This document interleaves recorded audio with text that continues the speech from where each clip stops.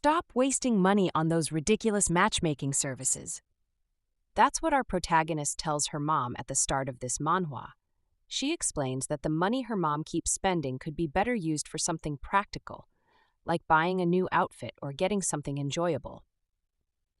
Our protagonist is really frustrated and makes it clear that she's had enough of seeing her mom throw money away like this.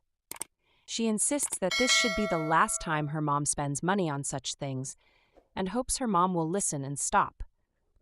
Her mom says it's fine and pushes her out of the house. As she steps outside, she thinks about why her mom keeps spending all her hard-earned money on these pointless matchmaking services. She tells her mom that she's really not interested in getting married, but her mom never seems to listen. While walking away, she thinks at least the weather is nice today. The guy starts talking and says that he's the oldest son in his family. He explains that once he gets married, he plans to take care of his parents. He wants a wife who will focus on their family life and not just her career. He goes on to say that his parents have done so much for him and sacrificed a lot, but he hasn't been able to do the same for them yet. He really wants to make sure they have a comfortable life once they retire, and he feels it's his duty as the eldest son to make that happen. He then asks Sunbi about her father, because he's heard that her father might need some help. Sunbi agrees with what he's saying, and they keep talking about it. He expresses his sorrow for her father's terrible car accident that happened 3 years ago. He then asks if her mother is the one who works now, because he heard she runs a small restaurant. Curious, he wants to know how big the restaurant is.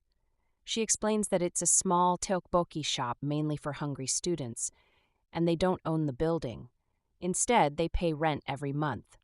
Subin then asks him if he really plans to take care of his parents after they retire. She thinks this could make things more complicated for them. He goes on to say that he's been interested in her ever since she walked into the room.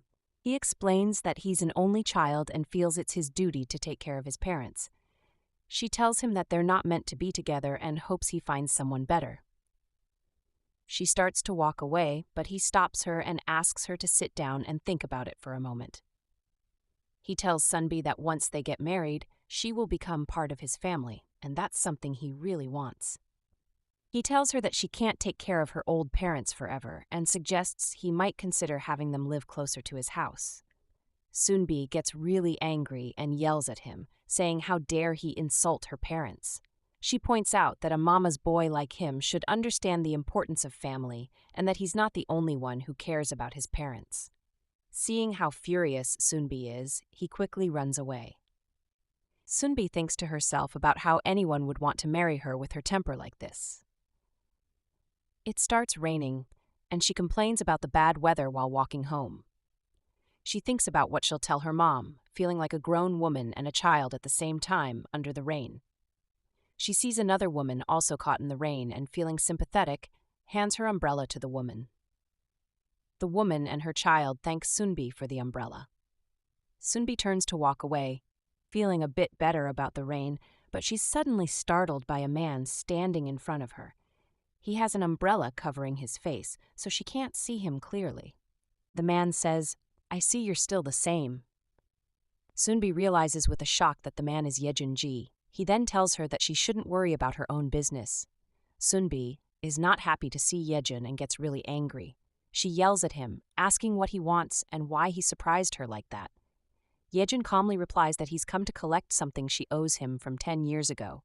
Then, to her surprise, he says, "Let's get married." Sunbi is completely shocked by his proposal and has no idea how to react. Sunbi asks Yejun to confirm if he really said what she thinks he just said. But instead of answering her question, Yejun starts asking about her parents and the shop. Sunbi tells him that her parents are doing well, thanks to him, and the shop is also in good shape. Yejun says he wants to talk with her, but Sunbi isn't ready for a conversation right now. She tells him she knows she's the one who owes him, but she's just not in the mood to discuss it today. Yejun starts walking away, but he stops halfway when Sunbi calls out his name. She then asks him if he doesn't have any manners, pointing out that she's completely soaked from the rain while he's walking away with his umbrella. Yejun ignores her and keeps walking. Sunbi yells after him, saying he hasn't changed at all. Yejun shouts back that she hasn't changed either and is just as shameless as ever.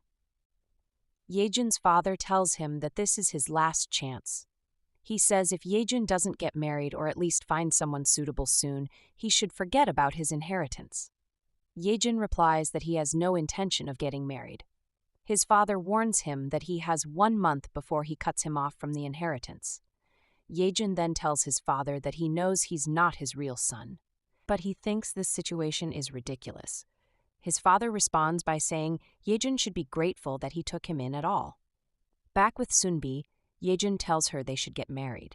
Sunbi responds that marriage isn't a joke, and it's not a decision that can be made by just one person. Yejun offers her a deal. If she marries him for 1 year, he will clear her debt. He asks if that's not enough for someone as famously stubborn as Sunbi Shin. In a fit of anger, Sunbi tells him that he thinks he can mess with people just because he has money. Yejun tells Sunbi that he knows she doesn't really plan on getting married. He says this might be why all her blind dates haven't worked out so far. He asks if her parents know she's decided not to get married. Sunbi gets annoyed and questions whether he's been snooping around to find out about her. She tells him to stop following her and assures him that she will pay him back, no matter what it takes. Yejun explains that he has given her 10 years to repay the money, with no interest added. Even though she hasn't paid him back yet, next month is the end of their agreement. He says he will make sure to collect the full amount, regardless of her circumstances or what happens. Yejun tells Sunbi to think about his offer. He says if she agrees to marry him for just 1 year, she and her parents won't have to worry about money for the rest of their lives. Sunbi walks away without saying a word, feeling puzzled about why Yejun would suggest something like this. As she leaves, she picks up his umbrella and hopes he ends up stepping in a puddle of mud. When she gets home, her mom asks her how the blind date went. Sunbi replies that she's tired and just wants to go to bed. She heads to her room, lies down on her bed, and thinks about how the money Yejun lent her was helpful for her family. But now, the problem is that he wants her to marry him as repayment. She eventually falls asleep, remembering that she first met Yejun back in 6th grade. When Yejun transferred to their school in 6th grade, his good looks made him the talk of the school. Everyone called him pretty. Subin noticed that he skipped lunch and offered him a snack, thinking he might be hungry. But Yejun told her to mind her own business and said she was ugly, so he didn't want her snack. Annoyed, Subin told him to pour the snack all over his handsome face. In class, the teacher announces that anyone who hasn't paid the class dues yet has until tomorrow to hand in their payment. Yejun and Subin are both on the list of people who haven't paid. Subin decides to give Yejun her money to cover the dues, thinking he'll probably just tell her to get lost. So she quietly puts the money in his desk. But then something unexpected happens. A child starts looking for his money, and everyone thinks Yejun stole it because he's poor and the money was found in his desk. The teacher tells Yejun to come to his office immediately. But Subin quickly steps in and explains to the teacher that she was the one who put the money in Yejun's desk, and it was all a misunderstanding. The teacher thinks Subin just feels sorry for Yejun. Later, the missing money is found in the kid's textbook, and the issue is closed. But Yejun is still angry with Subin. She tries to explain that she just wanted to help, but Yejun accuses her of only trying to make herself feel better. Subin wants to make it up to Yejun for the misunderstanding, but he tells her to forget it. He says he doesn't need her stinking help and that he will get his revenge on his own. He makes it clear that he'll make sure she feels the same pain, calling it help. Their relationship turns even worse, and Subin graduates without ever getting a chance to properly apologize to him. Then, both of their lives take an unexpected turn. Subin's family struggles with the aftermath of her dad's failed business. At school, Yejun barely notices her anymore, and he has changed a lot. One day, another student punches Yejun, and he blames Subin, thinking she's part of the reason for the fight. He tells her to stop being nosy and to get lost. Subin tries to explain that the kid was angry because Yejun took his spot as student council president. Yejun is lucky not to have been suspended or expelled. He changes a lot. Now he's fearless because he has everything he wants. When Subin gets home, she finds out that her parents' food stall was attacked by someone demanding money for tax. She feels frustrated because they don't have any money, and she's scared, which makes her feel even worse. Ironically, Yejin shows up at her house. Yejin comes to offer help to Subin and her family. Subin isn't sure if she should accept his help, but Yejin says it's not a big deal. He reminds her that she once helped him when he was having a hard time by paying for his school trip. Yejin offers to lend her 100 million won. He says she can pay him back when she starts making enough money. He's actually doing her a big favor. Yejin tells Subin's mother that this is his way of saying thanks for everything Subin has done for him. Subin's mother says that it's a very kind and generous offer, but there's no way she can accept such a large amount of money. Yejin replies that the amount of money doesn't matter. What counts is the gesture. He takes out the contract and gives it to Subin's mother to review. He tells her not to feel bad, explaining that it's not like he's giving her free money. If she doesn't pay him back, he warns that there's nowhere she can go where he won't be able to find her. At her workplace, Subin's colleagues remind her that it's been a month since she got promoted and ask if she's going to take them out for dinner. They tell her not to try to skip out on them tonight. Subin agrees and says it's fine. She tells them they should all celebrate her promotion together and that dinner will be on her. Everyone is happy, and they all go out to celebrate. After dinner, everyone thanks Subin for the meal and goes home. Subin is left alone, thinking about how hard she works to make money, but it never feels like enough. She feels grateful to Yejun for helping her pay off her debt bit by bit, instead of having to go to a loan shark. She knows he saved her from a worse situation. Still, she's angry that Yejun is asking her to marry him. She feels frustrated because she was so close to saving enough money, but had to use it to pay for her dad's hospital bills.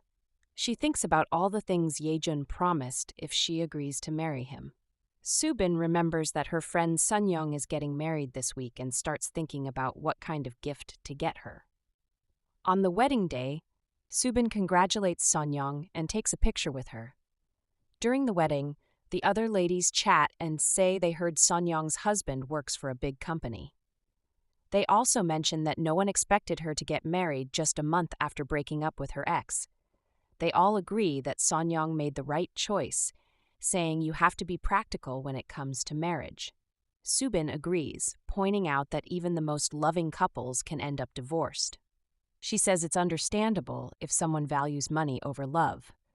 One of the ladies says she would totally marry a rich guy, even if it's just for a year.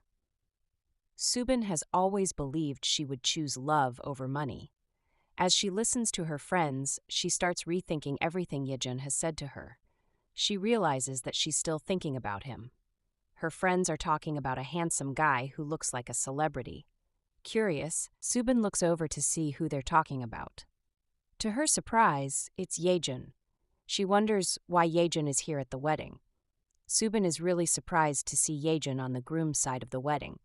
She's trying to figure out how he found out she would be here. Yejun walks over to her table and playfully asks if she's still a big eater. Subin is curious and asks him directly what he's doing at the wedding. Yejun explains that the groom is one of the top managers at his company, so he's here because he works with him. Subin doesn't buy his explanation and tells him to be honest, accusing him of following her to the wedding. Yejun responds, asking if it isn't actually the other way around. Subin gets upset and asks him why she would ever follow him. Her friends ask Director Ji if he knows Subin. He says yes, and that they've been classmates since elementary school. Her friends are surprised and say she should have told them she has such a cool friend like him. They suggest she should have set them up on a blind date with him. The friends then ask what Yejun does for a living because they heard someone call him director. A man nearby explains that Yejun works for a travel agency called K-Tour. The girls all exclaim, K-Tour? From K-Group? They've heard that K-Tour is the biggest travel agency in Korea. The man confirms that Yejun is the director of the company. Meanwhile, Choi Ji-sang, the biggest jerk from their school, walks in. Everyone wonders what he's doing here. He asks them if they're not happy to see him. Subin asks him why she should be happy to see him. Ji-sang explains that they haven't seen each other in a long time, and tells Subin that he's glad to see her. He calls her darling, and Subin asks why he's calling her that. Ji-sang thinks to himself that she's still as feisty as ever. He goes on to say that he's doing really well now. He works with a big trading company, has his own team, and everything. He mentions that she might have heard about him through gossip. Subin thinks to herself that he's still as cocky as he was in school, and even tried to hit on her before he left for the army. Choi Ji-sang keeps talking about his job, and it really irritates Subin. She thinks to herself that she doesn't care about his trading company. She decides to tell him that she heard he sells knockoffs to China. Ji-sang then asks about the guy she was with, saying he thought they were going to get married. He mentions he heard that the guy cheated on her with a rich girl and then dumped her. Subin is shocked and says he can't be serious. Ji-sang replies that, based on her reaction, it must be true. Choi Ji-sang keeps bothering Subin with his words. He says they used to talk about getting married, and that she's not the stuck-up Subin he used to know. He tells her that she was too stuck up for who she really was, and asks what made her think it's okay to be so snobby. He adds that no one wants to be with a girl who has a past like hers, and warns her not to hide her past and try to seduce naive people. Subin, already angry, asks him if he's going to keep running his mouth. She picks up her fork, ready to hit him with it, but Yejin stops her. Yejin tells her to ignore Choi, saying she doesn't need to respond to someone like him. Choi is annoyed and asks Yejin if he knows who he's talking to. Yejin replies that he doesn't care to know. Yejin holds Subin's hand and tells her not to pay attention to Choi. Choi is surprised to see Yejin standing up for her and asks if Yejin is her boyfriend. He tells Yejin that everything he said is true and that Subin is just deceiving him. Yejin replies that he's okay with it and tells Choi to stop blabbing. Yejin turns to Subin and says that Choi has totally ruined the mood. He asks her if she still feels like eating anything and suggests they go outside to get something nice. In Subin's mind, she wonders what Yejin is up to next. Choi gets angry and asks if Yejin and Subin are really together. He says they've really pissed him off. He moves closer, trying to hit Subin, but Yejin stops him by pouring water in Choi's face. Two young men step in to take Choi out of the hall. Choi tries to make a scene, saying he's not leaving because Yejin splashed water on him. Despite his protests, he's dragged outside. Everyone turns to Yejin and Subin, asking if they're okay. Her friends then ask if Subin and Yejin are together. Subin shouts that there's no way, and they're more like enemies. The girls say they're not so sure, and Yejin seems to think differently. Yejin turns to Subin with a smile. Subin, confused, asks him what's with the smirk and why he's making that face. Yejin tells Subin that he's actually the one pursuing her. Subin quickly says that's a lie and tells everyone not to believe him because he's just joking around. Yejin insists he's not joking. He turns to Subin and reminds her about the other day when he asked her to marry him. He tells her he'll treat her well and that she should stop wandering around and settle down with him. Then he takes her by the hand and says they should go outside to talk. Once they're outside, Subin slaps Yejin and asks him why he made such a claim in front of her friends. Yejin points at her and says she should be grateful because he just saved her from Choi. But instead of thanking him, Subin tells him she never asked for his help and doesn't appreciate it. Yejin tells Subin that it's not something she could have asked for, and he didn't ask her when she helped him back in school. Subin feels like she knew something was going on with him. She tells him that he didn't really help her at the wedding, and asks if she's wrong about that. Subin tells Yejin that he's just making up a story to make his fake marriage idea work. She thinks he's trying to impress her friends. Yejin says she's smarter than he thought and is glad she sees through his plan. She gets so angry that she tries to hit him, but she slips, and Yejin quickly moves to stop her from falling. Yejin asks her where her manners are and says that some people don't know how to be grateful. He suggests they go get something to eat. Subin says she'll pass and tells him to go by himself. Yejin calls out to her, saying, "Subin, can't you see you're contradicting yourself?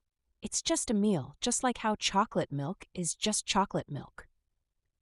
Subin remembers she once said the same thing to him back in school. She agrees to go with him, thinking to herself that even when Yejun is mad, he still looks handsome. She hates to admit it, but he definitely has a good-looking face and knows how to make her quiet. She thinks she should thank him for dealing with Jinsung, even though it's not that simple. She walks up to Yejun and tells him she's going to order really expensive food and only the best wine. They get into the car, and Yejun asks her what she feels like eating. Subin says she'll let him choose since he's paying. Yejun remembers that she likes barbecue and decides that's what they'll have. Subin is excited that Yejun is going to order a lot of barbecue tonight. But then something terrible happens. Yejun's grandpa calls to tell him that his grandma just collapsed. Yejun starts driving wildly, and Subin screams at him to stop driving like a maniac. She asks him what's going on and where they are headed now. Yejun explains that his grandma has collapsed. Even though she doesn't know his grandma personally, Subin remembers that it was Yejun's grandma who helped her before. She tells him to drive faster because what if it's already too late? When they get to the hospital, Yejun rushes into the room where his grandma is lying in bed. He tells her that she should never leave him and that she has to stay strong. His grandma replies that she's not going anywhere and this sickness can't beat her. Meanwhile, Subin waits outside the room, feeling unsure. She thinks she can't just walk in and start thanking Yejun's grandma for the money she lent them years ago. While she's standing there, a man approaches her and asks if she's here to see his wife, Grandma. Subin explains that she's Yejun's friend. The man, looking pleased, says, "You must be Yejun's girlfriend. You came with him to check on his grandma." He then takes Subin's hand and leads her into the room, introducing her to Grandma as Yejun's girlfriend. Grandma smiles at Subin and says she has always wanted to meet Yejun's girlfriend. She asks Subin where Yejun found such a lovely girl. Subin tells her that they've known each other since elementary school. Grandma says she didn't think Yejun would be able to find a girl as beautiful as Subin. Subin thinks to herself that she can't remember the last time anyone showed her this much kindness. Grandma tells her it's so nice to meet her, and Subin replies, wishing her to get better soon. Yejun stands nearby and thinks out loud that Subin is definitely the one for him. After leaving the hospital, they drive to a restaurant to eat. Once they arrive, Yejun asks Subin again to take his offer seriously. Subin tells him she's really sorry about his grandma. Yejun then explains that the money he lent her wasn't really his.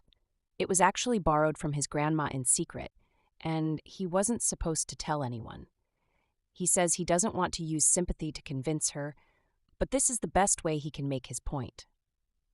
Subin thinks about how Yejun's grandma helped her when she was at her lowest, and she's always been grateful for that. She asks Yejun if a fake marriage is really the only solution. Yejun explains that his father is a man of his word. He says his father would even risk his professional life just to prove a point. Yejun adds that if his father goes through with his threat, the only thing left for him will be the money he lent Subin. He also remembers that his grandma's last wish was for him to get married before she passed away. After thinking it over, Subin asks Yejun what the real deal is. Yejun tells her that his father never gave him a chance to achieve anything on his own. Yejun explains that his father still controls his life, and as soon as he gets his share of the inheritance, he plans to leave the country. He tells Subin that once everything is settled, she can use the money she'll receive and move on with her life. Subin tells Yejun it must be tough for him, and though she wants to comfort him, she's not sure what to say. She worries that he might think she's judging him again.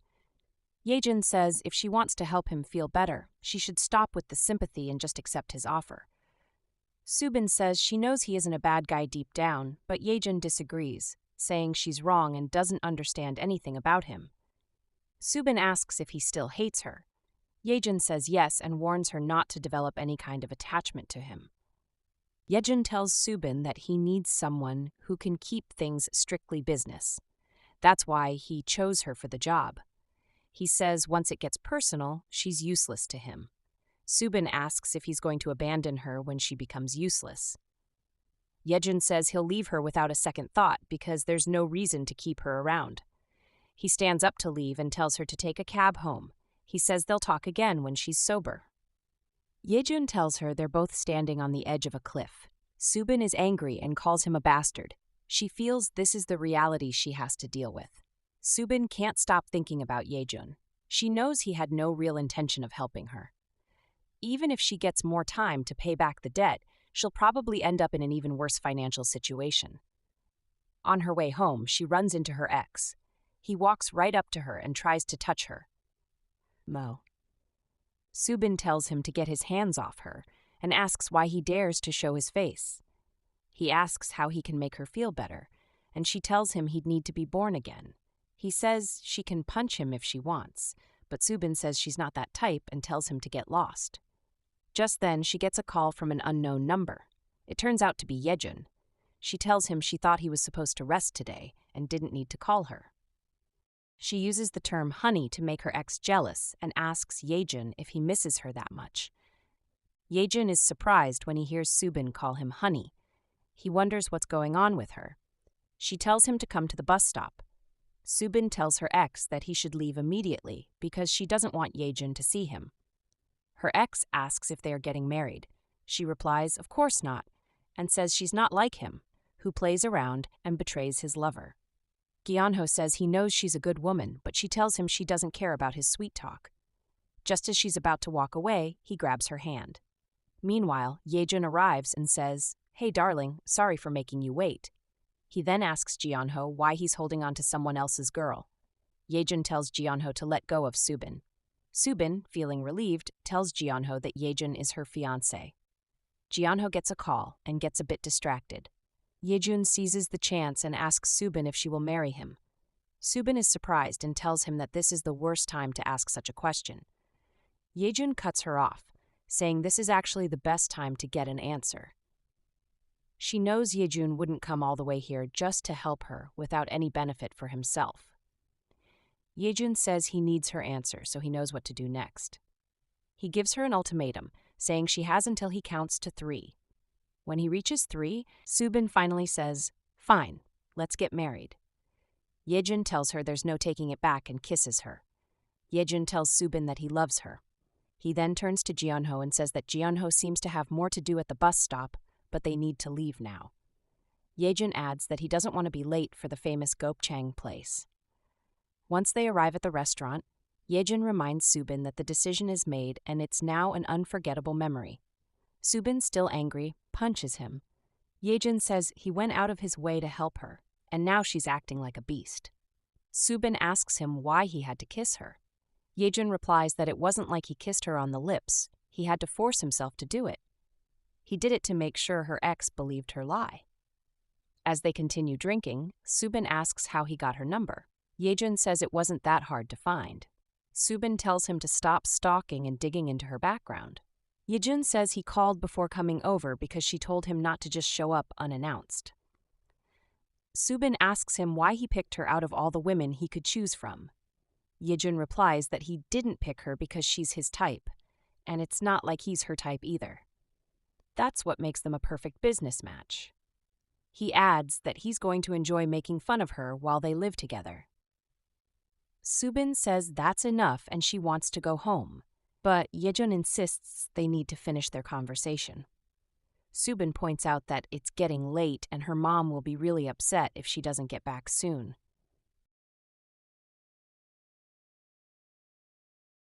Yejun tells her they slept together, which leaves her stunned and trying to piece together what happened. She notices something strange in his nose and asks if he had a nosebleed, worried he might have overdone it last night. He looks at her with a puzzled expression and asks if she remembers anything from the night before. Feeling a bit embarrassed and confused, she starts looking around for her clothes. He notices her searching and points towards the bathroom, mentioning that her clothes are in there. She heads into the bathroom, feeling a mix of emotions. As she closes the door behind her, she starts talking to herself, trying to make sense of everything. Did I really sleep with my enemy? She wonders out loud, feeling a bit uneasy. She decides to take a shower, hoping it will help clear her mind. But instead of getting in, she stands there, lost in her thoughts, going over the events in her mind. Minutes pass, and she still hasn't moved. She's deep in thought, replaying everything she can remember and trying to fill in the gaps. Suddenly, Yejun calls out, asking if she plans to stay in the bathroom forever. His voice startles her, snapping her out of her thoughts. She jumps slightly as he walks over and opens the bathroom door, catching her off guard. Yejun tells her he thought she might have fallen and broken her nose. She steps aside as he moves into the bathroom, still looking concerned. He tells her to get out of the way so he can check on her. She stands there for a moment, gathering her thoughts, and then says she has something important to tell him. He looks at her, and before she can speak, guesses that she might want to tell him to forget about what happened last night. "Is that what you want to say?" he asks, his tone a bit impatient. She takes a deep breath, trying to make him understand. She explains that he doesn't really know her, and she never sleeps with random guys, no matter how drunk she gets. She stresses that if they did sleep together, it was a mistake and only happened because she was completely drunk. She wants him to know that it wasn't something she would normally do. Yejun listens, but doesn't seem satisfied. She can see that he isn't going to let it go easily. She asks him what he plans to do since he doesn't want to forget about what happened. He reminds her that she made a promise and hints that she knows exactly what he wants from her, though he doesn't spell it out. Just then, her phone starts ringing, breaking the tension. She goes to grab it and sees that it's her mom calling. Her heart sinks, knowing this conversation is about to get even more complicated. She feels a wave of dread, realizing she's about to have a tough conversation with her mom while dealing with the mess she's in with Yejun. Subin's mom says she knows Subin stayed the night at Yejun's place and that it's good because no one was home last night. She apologizes for not leaving a message and explains that Subin's dad had a bit of a tumble. He fell down the stairs, but thankfully it's nothing serious. He's already been to the doctor, so there's no need to worry. Subin is left wondering how her dad is fine after falling down the stairs. Just then, Yejun comes out of the bathroom and sees the worried look on her face. He asks what's wrong, and she tells him that her dad hurt himself. Seeing how concerned she is, Yejun quickly gathers her things and tells her they should go see her dad right away.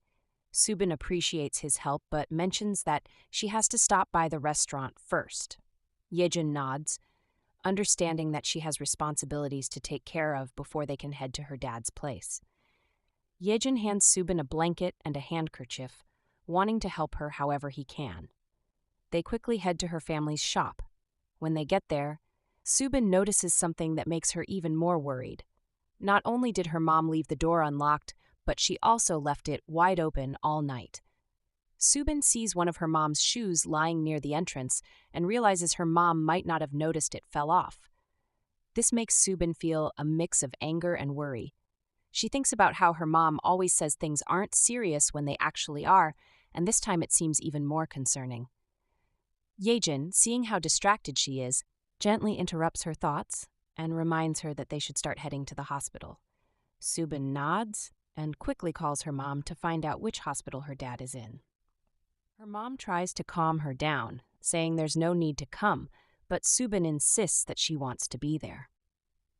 Finally, her mom tells her the name of the hospital and then mentions she hasn't had a chance to have any coffee today. She asks Subin to bring some when she comes. This request makes Subin feel a little better, thinking that if her mom can still think about her daily cup of coffee, maybe her dad's injury really isn't that serious. With the hospital's name and the coffee request in mind, Subin and Yejun head to the nearest coffee shop first. As they wait for the coffee, Subin's mind races with thoughts about her dad. She feels a bit more at ease, but she's still worried. Yejun tries to keep her calm, reassuring her that everything will be okay. They finally get the coffee and hurry to the hospital.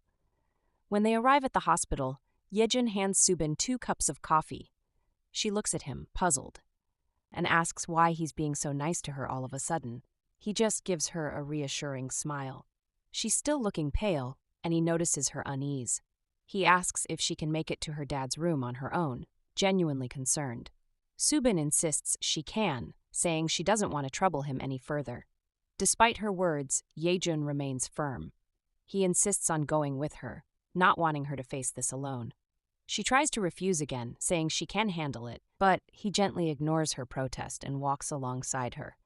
Together, they enter the hospital, and she feels a bit more supported with him by her side. They walk through the hospital hallways, and Subin feels a mixture of nervousness and relief. Yejin's presence helps calm her, even though she's still worried about her dad. She clutches the coffee cups, thinking about how her mom asked for them, hoping it's a sign that things aren't too bad.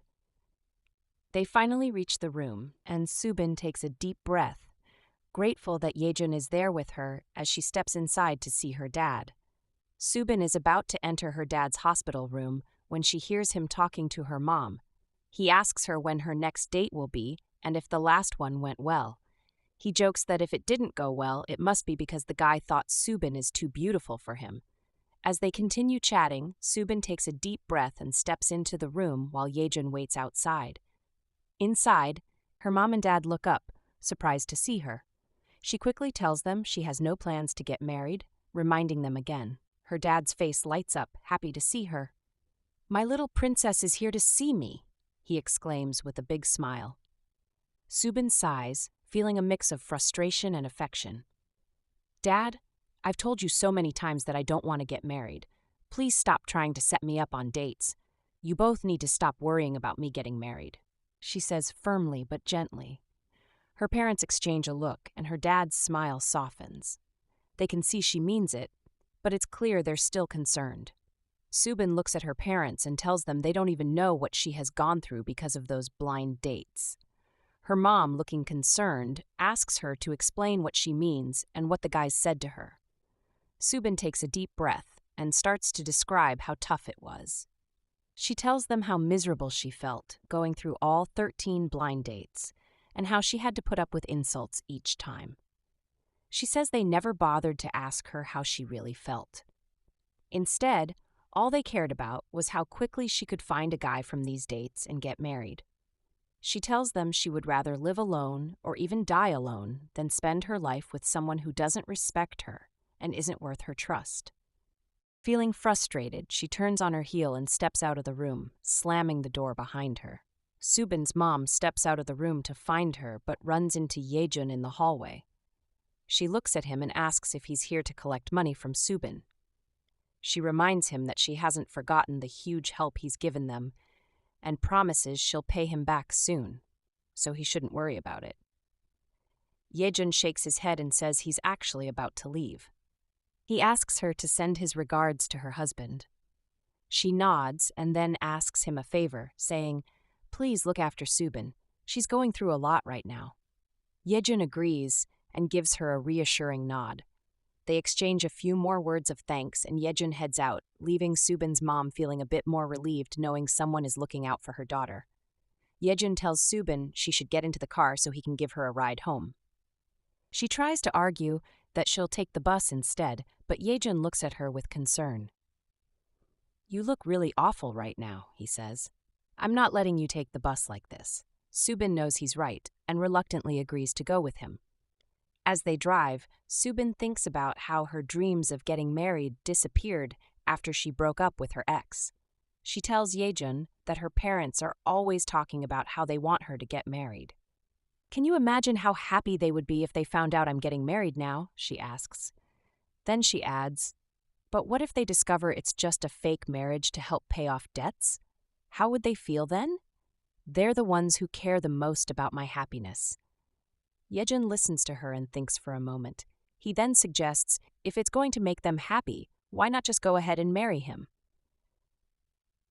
He seems to be suggesting that if it could bring her parents joy, maybe it's worth considering. Yejin listens to Subin and then says that if she's talking about marrying him, it's a different story. He admits he can't promise to be a perfect husband, but he can try to be a good son-in-law. He explains that this marriage isn't just about helping her clear her debt. Instead, they would get married to enjoy their time together while still living their own lives. Yejin continues, saying that once everything is over, he plans to leave Korea. However, he promises he will come back at least once a year to visit her parents. He also says it will be easy for them to pretend they are happily married. When Subin eventually finds someone she truly loves, She can tell them she wants a divorce. She can even blame everything on him if she wants. Yejun assures her that this way, everyone will come out as winners from this arrangement. Yejun tells Subin that if she's still not sure about this arrangement, he will do his best to convince her. He says she should speak up now if she doesn't want to be part of this plan. He starts counting, telling her he'll count slowly so she has time to answer. "I'll count to 3, and you need to answer before I get to 3, he says. Subin thinks for a moment and then tells him that before she says yes, she needs to confirm something with him. She asks him to meet her tomorrow after work and come very hungry so they can have dinner together. Yejun agrees, saying he'll come hungry and look forward to having dinner with her. But he adds that she better keep her promise. Subin thanks him for today and gets out of the car. Later, Yejun sends her a message saying he will be at the hotel to pick her up tomorrow after work. Subin is outside with her colleagues when they spot a handsome man in a suit. They point him out and suggest that if she can get his number, she'll be their heroine forever. Subin decides to take on the challenge. She walks over to Yejun, takes his hand, and then turns back to her colleagues with a smile, letting them know that the mission is complete. They both head to a restaurant together. Once they're seated, Subin orders chicken feet and a bottle of soju. Yejun looks at the food and asks her if this is what she really brought him here to eat. He says he doesn't eat chicken feet and that he will just stick to drinking. He adds that he knows how to control himself with alcohol. Subin explains that she needs to test his limits, and the best way to do that is to make him drink on an empty stomach. She wants to see how he handles the drinks and get a sense of his tolerance. Yejun asks Subin what's the last thing she wants to check. She looks at him and asks if he's thinking about anyone else or if he's sure that she's the right one for him. He answers confidently, saying that it has to be her and no one else. He's not interested in anyone else. It has to be just her. Subin then brings up the night they spent together. She says that after what happened, he has been acting like nothing significant took place. She wants to know if they really did sleep together or not. Yejun understands her doubts and says that he gets why she might hate him. But he questions if she really thinks he would do something so wrong to a woman while they were drunk. Subin replies that she just can't trust what he says. She's unsure and feels conflicted, needing more clarity about what really happened between them. Yejun tells Subin that it's her problem to deal with, not his. She insists that he said she was bothering him. He explains that she hit him with her head and made his head bleed. Plus, he had to clean the vomit off her clothes and bring her to his house so her parents wouldn't kick her out for being drunk. Subin replies that he should have clarified things right away. Yejun asks Subin if she's finally made up her mind and if they're going to go through with the marriage.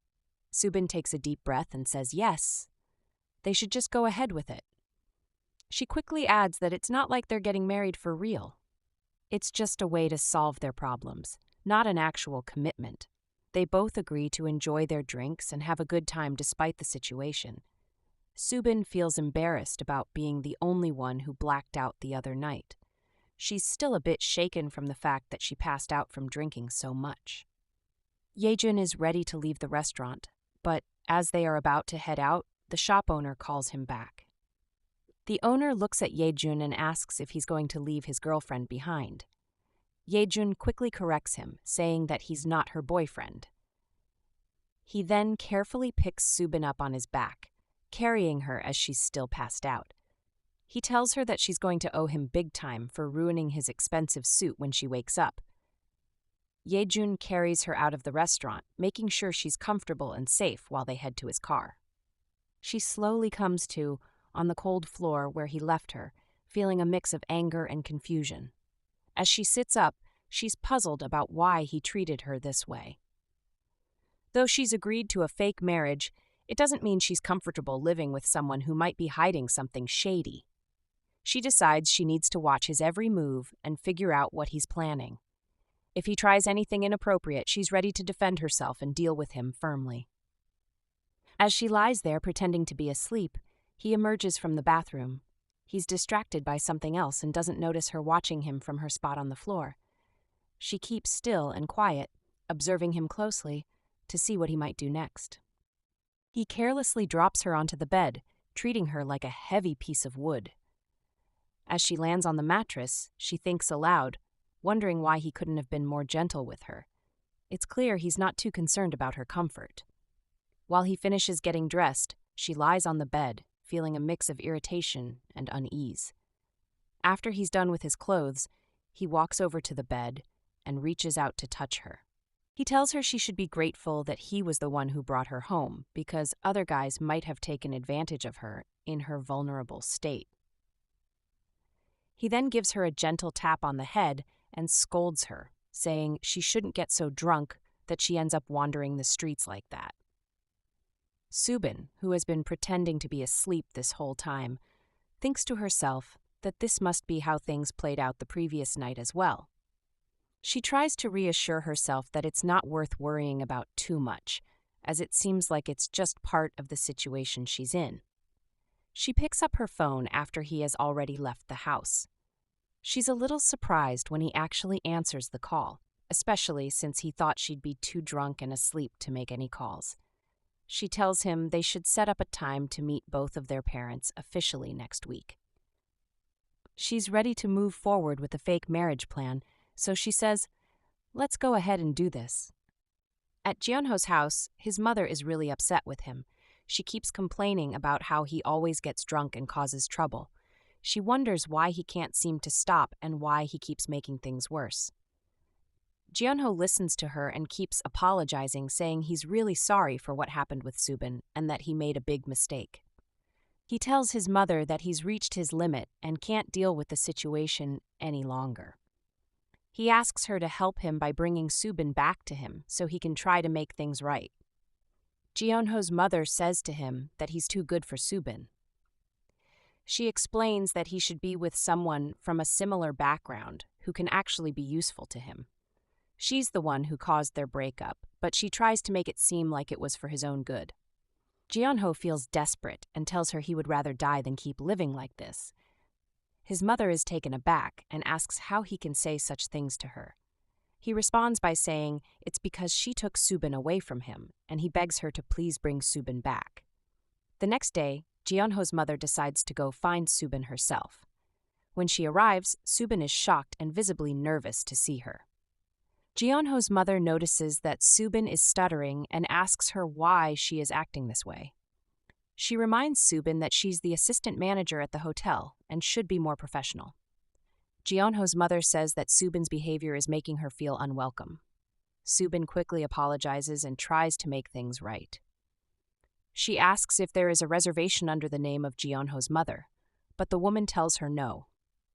She then explains that the dining room is fully booked, so Subin needs to arrange a private room for her. Subin tells Jeonho's mother that she can definitely help her with a private room. However, she also explains that in the private rooms, only full-course meals are available. She offers to take her to the room if that's fine with her. Instead of accepting this information calmly, Jeonho's mother becomes angry and shouts at Subin, questioning why she is talking back. Subin tries to stay calm and explains that she was only informing her of the restaurant's policies. She apologizes if this upset her and bows her head respectfully to show that she is sincere. Even though Subin was just following the restaurant's rules, Jeonho's mother decides to complain about her to the manager. She knows Subin wasn't in the wrong, but wants to make things difficult for her anyway. As Subin watches Jeonho's mother cause a scene, she thinks to herself, "She already knew I work here. What is she trying to do now? She didn't like me before and even had me break up with her son, just like she wanted. So why is she making such a fuss now?" A little while later, the manager calls Subin and tells her that Jeonho's mother insists on having her as her server. He asks if she's okay with that. Subin says it's no problem at all and that she would be happy to serve her. She heads to the private room where Jeonho's mother is waiting and prepares to serve the crab meat that was ordered. Jeonho's mother says, "Thank you," and then asks Subin how her father is doing. She wants to know if he's feeling better. Subin responds that her father is indeed doing better now. Then Gyeonho's mother changes the subject and asks if Subin's mother still sells tteokbokki in front of the school. Subin gives her a scornful look because she feels that the question is a bit rude. Gyeonho's mother notices the look and gets annoyed, asking Subin why she's not answering her question. She seems to think Subin is being awkward because she's embarrassed. At the same time, some of Gyeonho's mother's friends, who are eating at the restaurant, start talking about Subin. They wonder who she is and mention that she used to follow Gyeonho around in the past. They say that she's just a server at the restaurant and express surprise that she would even think about marrying Gyeonho. Subin overhears them and feels uncomfortable. She tells them to enjoy their meal and then excuses herself so she can leave them to continue their conversation without her. After Gyeonho's mother finishes her meal, she hands Subin some money. She says that Subin must be tired and her feet must be sore from standing all day. She suggests that Subin should use the money to take a taxi home since she knows her job must be very unfulfilling. With that, Gyeonho's mother leaves, making sure to imply that she thinks less of Subin's work. Subin's manager comes up to her and says that Gyeonho's mother just made herself look bad. He tells Subin that she shouldn't let the woman's comments bring her down or make her feel inferior. He encourages her to stay positive and not let the negativity affect her. Subin responds, saying she's fine and that people like Gyeonho's mother can't hurt her anymore. She feels strong and confident despite the harsh words. It's the end of her shift, and as she's walking out of the restaurant, she hears someone calling her name. She turns around and sees a person standing there who asks if she would like to have a little chat. It turns out that the voice calling Subin is Gyeonho's mother. She approaches Subin and asks her why she's still working at the restaurant. She looks at Subin with a disapproving frown and says that Subin still seems very ignorant about things. Gyeonho's mother then tells Subin to cut to the chase and just tell her the real reason why she's there. She accuses Subin of showing her true colors now and wonders how Subin manages to keep a calm and collected attitude in front of everyone else at the restaurant. Subin, feeling frustrated and fed up with the attitude, says that she will leave if Gyeonho's mother doesn't have anything else to say. Gyeonho's mother gets angry and shouts at her, demanding that she sit back down. She scolds Subin for trying to leave while Gyeonho's mother is still speaking, calling it incredibly rude. She questions if that's how her parents raised her to behave. Gyeonho's mother then questions why Subin can't find a different job, like one in an office, instead of working in a restaurant. She asks why Subin would choose to stay in a job like this. Gyeonho's mother makes it clear that she cannot accept the idea of her son, who is a doctor, marrying someone who works in a restaurant serving food. She finds it unacceptable and is very vocal about her disapproval. Gyeonho's mother says that her son is such a kind and gentle boy, and he has moved on from Subin. She is here now to tell Subin what she needs to know. As Subin listens, she remembers that Gyeonho's mother never wanted them to get married in the first place.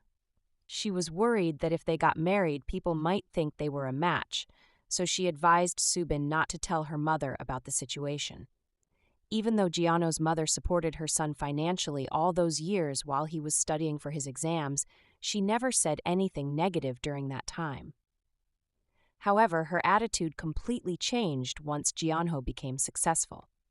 Gyeonho's mother gets really upset and asks Subin how she dares to mock her like that. She wonders if Subin thinks this situation is funny.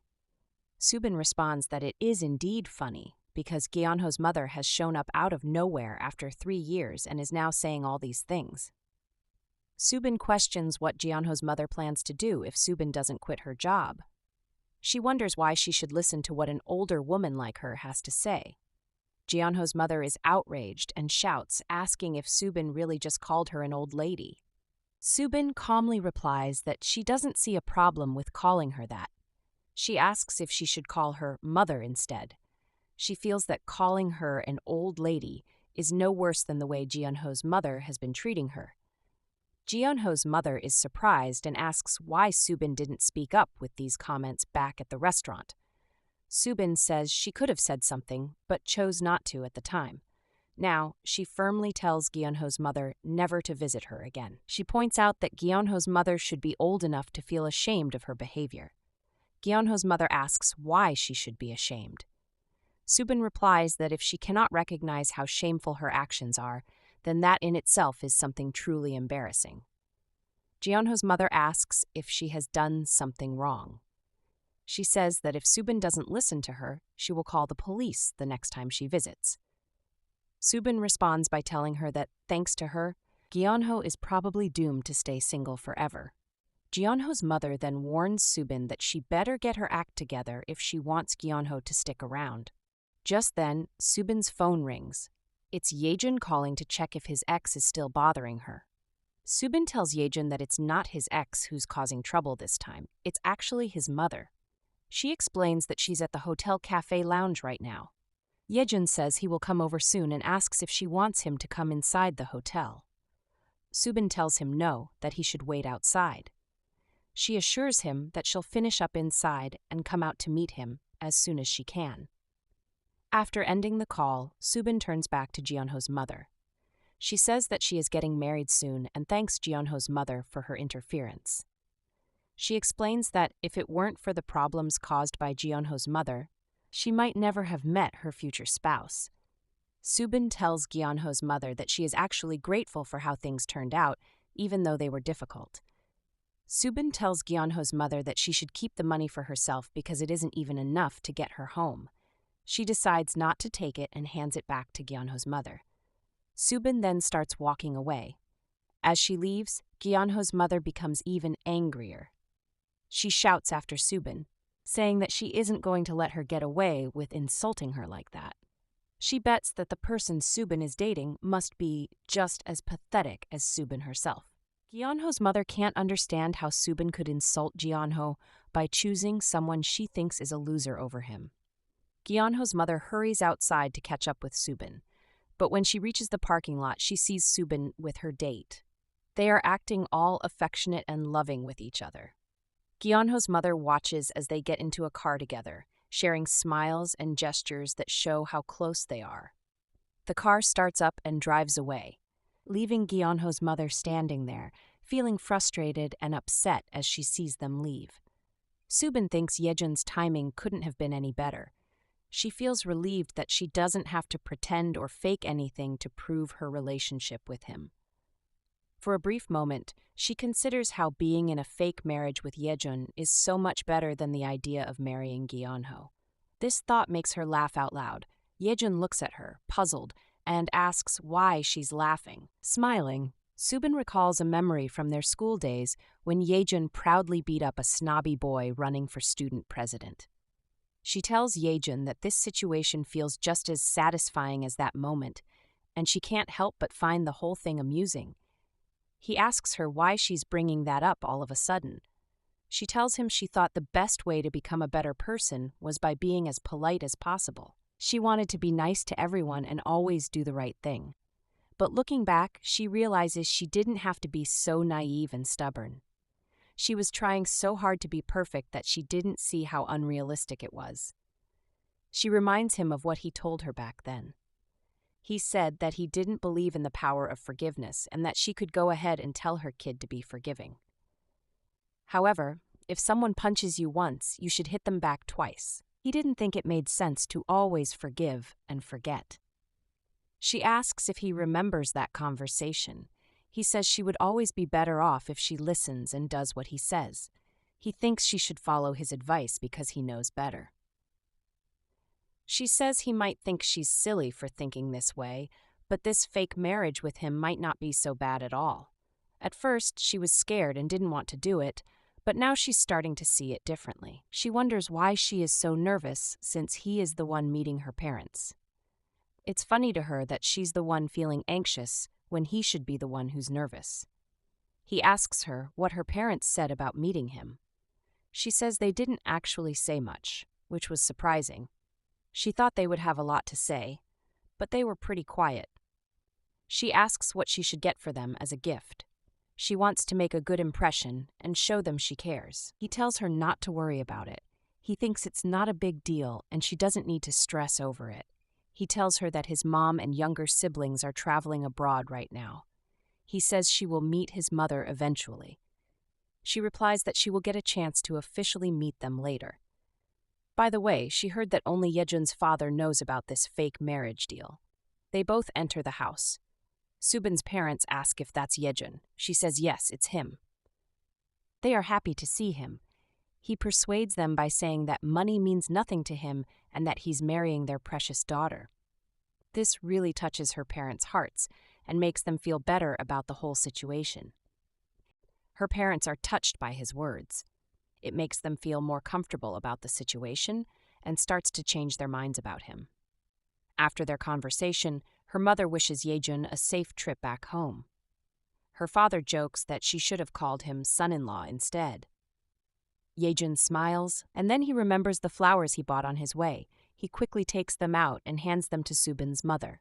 She beams with happiness and thanks him, commenting on how beautiful they are and how every woman loves flowers. It's a sweet gesture that makes her feel special. Subin walks Yejun to the door to see him off. She tells him to have a safe trip home. Her father watches them and comments that Yejun has grown into a fine young man and is very kind. He thinks Yejun's parents must be very proud of him. The next day, Subin goes to visit Yejun's family. She feels a bit nervous, but is also excited to meet them. She and Yejun arrive at his family's house and are greeted by his father. Subin introduces herself and tries to make a good impression. Yejun's father is kind and welcomes her warmly. He asks her to take good care of Yejun when they are married, showing his trust in her. This makes Subin feel more at ease and happy that his family is accepting her. She's afraid that he's going to look down on her just like Jaeonho's mother did. She remembers how judgmental and unkind Jaeonho's mother was, always making her feel small and unworthy. But at least Yejun's father doesn't seem like that. He seems more genuine and kind. They go to eat in the dining room, and the meal is pleasant enough. The food is delicious, and everyone is polite, but she still feels a bit out of place. After they finish eating, Yejun's parents surprise her with a gift. She wasn't expecting anything, so she's a bit taken aback. It's a beautifully wrapped box, and when she opens it, she finds a lovely piece of jewelry inside. It's clear that they put a lot of thought into choosing something special for her. She thanks them warmly, feeling a mix of gratitude and surprise. The father then says that they will see each other again soon. Strangely enough, he hasn't done anything to make her feel uncomfortable, but for some reason, she still feels very awkward. Maybe it's the differences in their social status, or perhaps it's just her own insecurities creeping in. She thinks to herself that maybe this is just how rich folks behave, polite, distant, and a bit formal. She also notices that Yejun is quieter and more reserved than usual. He's normally quite talkative and engaging, but today he seems subdued. She wonders if he's feeling the same awkwardness she is, or if something else is on his mind. This adds to her unease, but she tries to brush it off and focus on making a good impression. They both go to see Yejun's grandma in the hospital. Subin asks how she's feeling, and Grandma says she feels much better now that Subin is there. Subin hands over the Korean traditional cookies her parents gave her to bring, and Grandma smiles, appreciating the thoughtful gesture. She asks Subin to pass along her gratitude to her parents. Subin expresses her hope that Grandma gets better soon, and Grandma reassures her that she will. Grandma then talks about how she needs to stick around long enough to see Subin and Yejun living happily together with their future children. She mentions that since they both look so good, their children are bound to be beautiful too. Subin smiles warmly and says goodbye, promising to see Grandma again soon. The day for both families to meet finally arrives. Everyone feels a mix of nervousness and excitement. Subin's parents, dressed nicely and carrying a small gift, are warmly welcomed by Yejun's family. They all sit down together, trying to ease the initial tension. Yejun's father speaks first, assuring Subin's parents that they don't need to worry about the standard wedding formalities, emphasizing that they don't want any part of the process to become a burden. This thoughtful gesture helps Subin's parents relax, and they appreciate the kindness. The families continue to talk, getting to know each other better, and the meeting goes smoothly. Both families feel positive and reassured about the upcoming marriage, making the day a success. Yejun's family assures Subin's parents that they'll handle most of the wedding preparations. They emphasize that the wedding is about Subin and Yejun, and they don't want the parents to feel burdened by all the planning. They also mention that the couple wants to keep the wedding as simple as possible, which helps ease any concerns Subin's parents might have had. Yejun's family is definitely on the quieter side, giving the impression that the wedding isn't a big deal to them. This makes Subin's parents feel a bit awkward, but they appreciate the effort Yejun's family is making. The meeting eventually comes to an end, and both sets of parents greet each other warmly. Subin's father expresses his happiness about the families coming together through this blessed union. This meeting helps both families feel more connected and positive about the upcoming wedding. Subin and her mother go to pick out a wedding gown. After trying on a few dresses, Subin steps into the fitting room to put on a particularly beautiful one. Her mother waits outside, eager to see her daughter in the gown. "You can come out now, Miss Bride-to-be," she calls out with excitement. When Subin steps out, her mother bursts into tears of joy upon seeing her. Subin jokes, saying that if her mother keeps crying like this, she's going to call the whole thing off. Her mother quickly responds, "Now that's not funny, sweetie," wiping away her tears. As Subin stands there in the stunning white dress, she reflects on how she always dreamt of a day like this. She imagines the curtain drawing back and her fiancé being mesmerized by how gorgeous she looks, falling in love with her all over again. That's the moment she's been dreaming of all this time. However, in the midst of her fantasy, she remembers that her marriage isn't real. This realization brings her back to reality, and the joy she feels is tinged with a bit of sadness.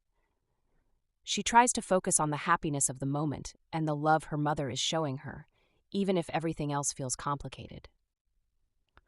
On the day of the wedding, Subin's father walks her down the aisle. As they walk together, he leans in and softly says, "I bless you with my heart, my sweetie." Subin feels a rush of emotions. She thinks to herself that she made this decision to make everyone happy, but she still feels a twinge of guilt.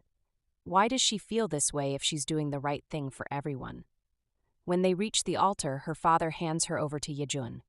He looks at Yejun seriously and says, "Please take good care of my daughter." Subin and Yejun then read their marriage vows out loud. The words feel heavy with meaning, even if their marriage isn't real. During the ceremony, Yejun notices Subin's eyes are a little teary and asks if she's crying. She quickly says no, even though her eyes are glistening with unshed tears. Yejun teases her, saying she looks especially ugly when she cries. Subin calls him a jerk, but she can't help but smile a little. Despite everything, their wedding goes off without a hitch. After the ceremony, Subin tells Yejun that he better keep his promise to be a good son-in-law to her parents as long as they are married. Yejun reassures her, saying that this marriage will make everyone happy. Subin hopes he's right, and that, in time, maybe she'll feel happy too. Inside the plane, Yejun notices how tense Subin looks.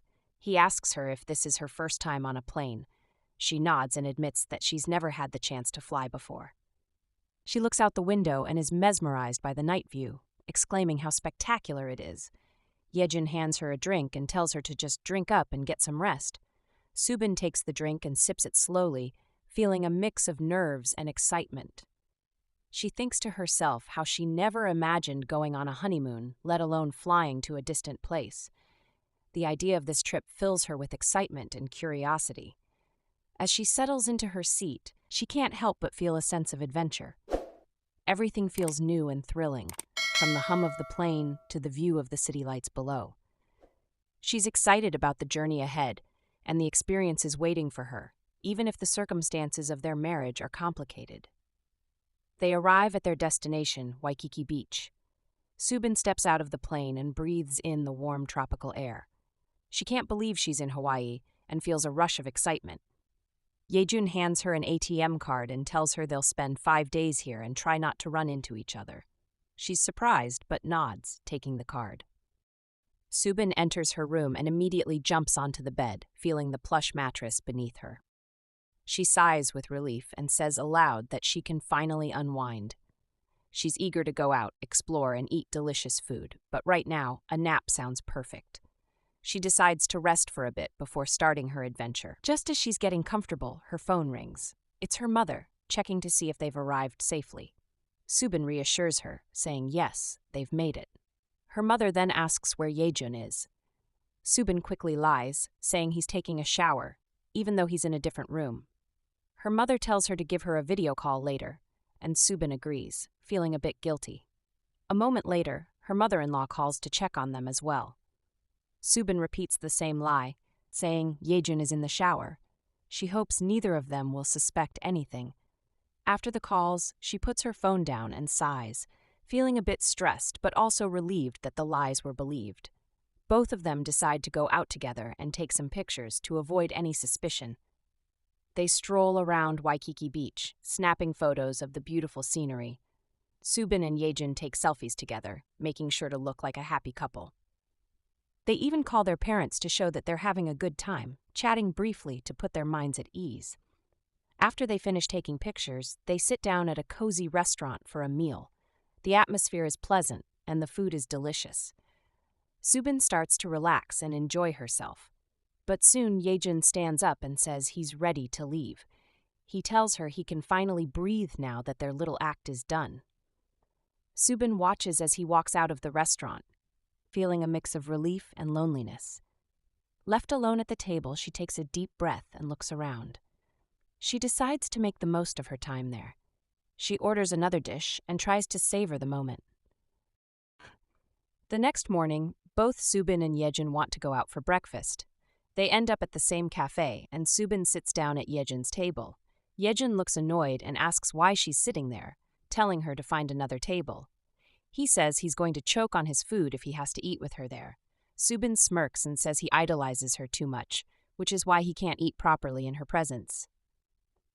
Yejun rolls his eyes and asks what she wants. She reminds him that they didn't call his grandparents together yesterday, and they must be wanting to hear from them. Subin calls Grandma and Grandpa and asks if they can see them.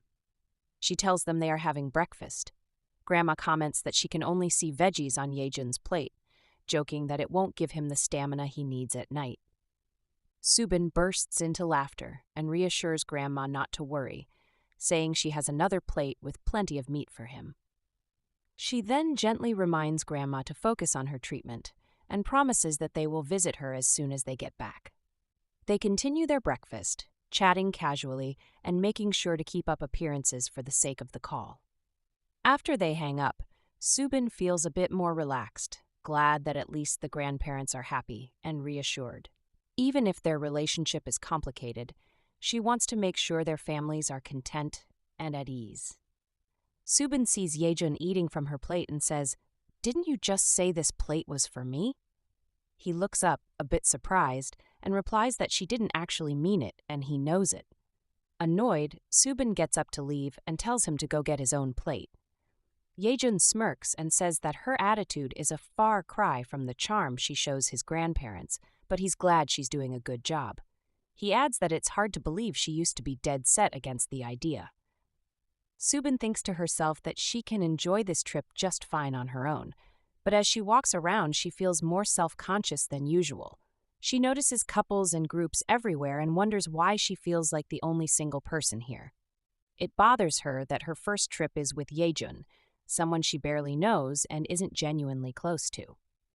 Determined to make the best of it, Subin decides to take some pictures. She doubts Yejun's family will really care about them, but it gives her something to do. She captures the beautiful scenery and interesting sights, trying to focus on enjoying the experience for herself. And now for the most important part of the trip, a cruise, which has been on Subin's bucket list for a long time. As she boards the boat, she notices couples everywhere, which makes her feel a bit lonely. Despite that, she has an incredible time, enjoying the beautiful sights and the relaxing atmosphere. The tour guide recommends snorkeling, and Subin decides she'll give it a try tomorrow. She thinks about how much her parents would love this place and feels a bit guilty that she's the only one who gets to enjoy it. Later, she runs into Yejun, who asks if she's having fun alone. She confidently tells him about her boat cruise, and he seems surprised that she went by herself. Subin points out that there wasn't anyone else to go with her and mentions how she was surrounded by couples everywhere. She shares her plans for snorkeling the next day and talks about how she's trying to make the most of her trip. Subin tells Yejun she didn't have a choice but to go alone and that she's just trying to make the most of her time in Hawaii. He asks if she's planning to go out alone tomorrow, too. She replies, yes, and wonders why he's asking. He then asks where she's going, and she tells him she'll be heading to the bay. Subin wishes she could spend the whole month in Hawaii, a luxury she couldn't even imagine in her 20s. As she strolls along, she takes a few pictures, capturing the beauty around her. Just as she's about to pick up her hat that fell, she slips. As she's regaining her balance, she sees someone. It turns out to be Yejun. Subin asks him what he's doing there, and he replies that she needs more than just selfies. He explains that they need to make it look like they had a good time for their parents, who will be expecting pictures. They end up taking some pictures together, capturing moments that look happy and relaxed. Afterward, Yejun reminds her to follow all the environmental protection regulations while she's at the bay. When Subin arrives at the bay, she notices once again that she's the only single person there. Feeling a bit out of place, she decides to catch up with Yejun. Thinking she's a good swimmer, she's surprised when Yejun offers to teach her how to do it right. He starts by checking her gear and making sure everything is in place. Yejun gives her tips and shows her the proper techniques. Subin listens carefully, eager to learn and improve. She follows his instructions and soon finds herself swimming more confidently. Subin tells Yejun he acts like he's such a better swimmer than she is. He confidently says he is. He instructs her to bite down and put a lot of pressure on her lips, explaining that's why water came out of her nose before. She insists she's biting down as hard as she can. Yejun advises her not to flare her nose, or water will go straight in. Subin practices and proudly says she can do it now. He hands her flippers to put on. Yejun tells her to relax her body and move her legs gently back and forth instead of kicking hard. She follows his instructions and soon gets the hang of it. Under the water, she sees a clownfish and beautiful coral reefs. She wants to dive deeper but feels too scared to take off her life vest. They both enjoy snorkeling until they get tired. Back on shore, Subin says she's getting hungry and asks what they should eat. Yejun suggests they find a nice place nearby to grab a bite and unwind after their fun day in the water. They head off together, looking forward to a good meal and some more relaxing time. Subin asks if she should just get instant noodles back at the hotel. Yejun suggests they go to the shrimp truck instead. She notices the convertible and asks if he rented it. He confirms, and she excitedly asks for a ride. He teases her about taking the shuttle, but she insists she's always wanted to ride in a convertible. As they drive, she exclaims that the ride is amazing. Later, she says she's tired and suggests they head back to the hotel. She then asks if he knows what she's thinking. He playfully replies that he knows nothing and isn't going anywhere. Subin asks if he can read her mind, then mentions there's one place she wants to visit before they call it a day. Subin mentions she heard there's a pineapple plantation nearby and suggests they visit. Yejun, looking uninterested, says he's not going and tells her to stop acting like a child. Subin insists that she just wants to try their pineapple ice cream because she's heard it's really good. Yejun argues that she can have pineapple ice cream in Korea too, and it will taste the same no matter where she eats it. Feeling frustrated, Subin tells him she's come a long way to be here and he's being inconsiderate. She explains that there's a reason people say you should try black pork in Jeju. It tastes better there. She's very serious when it comes to food and believes that trying local specialties is part of the experience. She tells him that even though she knows she can get pineapple ice cream in Korea, she really wants to taste it at the plantation here in Hawaii. She feels it's different and special because it's part of the local culture. Subin tries to persuade Yejun by explaining how important these little experiences are to her. She talks about how much she's been looking forward to trying the pineapple ice cream in its place of origin. She says that tasting the ice cream here is part of the adventure and makes the trip more memorable. She adds that they've already done a lot of things his way, and it would be nice to do something she's excited about. Yejun still insists that he's not going to the pineapple plantation. Subin begs him, calling him stubborn. He tells her she has 3 seconds to get into the car. Reluctantly, she gets in and they drive to the plantation. When they arrive, he stops the car and gets the pineapple ice cream for her. He tells her she has 3 seconds to take it. She asks herself if she's dreaming and then thanks him. She says he acts tough but still cares.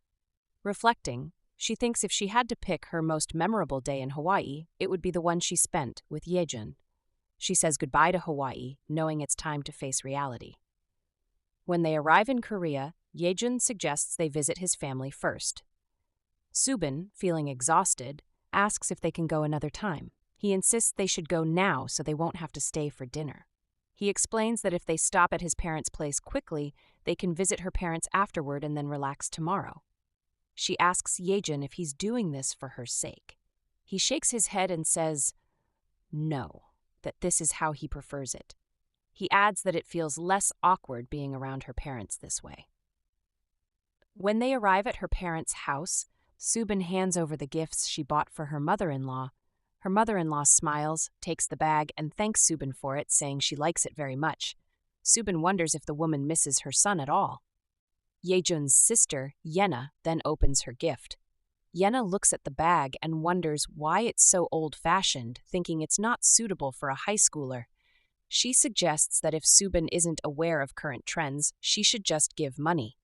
Subin starts to explain the design, mentioning it's vintage and unique. Before she can finish, Yejun jumps in to say he chose the bag. Yena, surprised, comments that he should have mentioned it earlier and understands why it's so classic. She decides to try it out with her clothes, thinking it might look cool after all. As they drive back home, Yejun talks about how his youngest sister is a bit spoiled and asks for understanding. She assures him not to worry about it. He mentions that his family can be challenging to get to know, especially for someone new. She smiles and reassures him that she'll be fine, acknowledging that everyone has their quirks and she'll get used to them. As they drive back home, Yejun starts explaining things in more detail. He says that when he mentioned his family might be tough for a girl like her, he meant someone who has been raised with love and care, someone who hasn't had to deal with difficult people very often. He tells her that his father was the one who pushed him to get a fiancé, and only his dad knows about their fake marriage. This means his dad doesn't expect anything from her, so there's no need to try and impress him. He continues to say that the same goes for his mom. She doesn't have high expectations, and there's no need to go out of her way to make a good impression. Yejun then explains that his brother isn't much of a talker. He usually keeps to himself and doesn't engage in a lot of conversations, so she won't have to worry about having to talk to him much. This might make things easier for her, since she won't have to worry about awkward conversations or trying to get along with someone who prefers to be quiet. Then, Yejun shifts the conversation to his sister. He tells her that he is the only normal person in his family, and from what Yena has seen, he is the only one his sister listens to. Yena laughs and jokes that his sister must acknowledge his authority as the big brother. Yejun laughs too and says it's probably just because of his good looks. This makes Yena smile, and they both relax a little. When they get home, Yejun mentions that they need to write a memorandum. He explains that apart from the legal stuff, they need to agree on some basic rules for living together. He believes it's important to set some ground rules to avoid misunderstandings and ensure they both know what to expect from each other.